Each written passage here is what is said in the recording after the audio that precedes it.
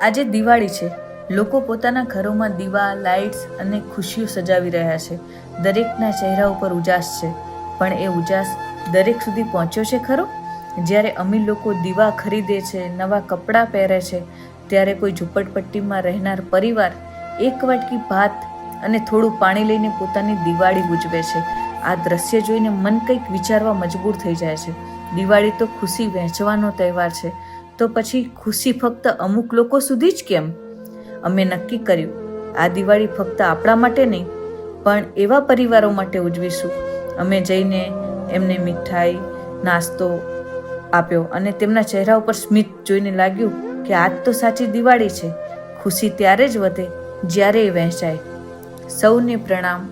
જનમંગલ સેવા charitable trust પરિવાર તરફથી આપ સૌને દિવાળીની હાર્દિક શુભકામના. સેવા પરમો ધર્મ. જનમંગલ સેવા ચેરિટેબલ ટ્રસ્ટ.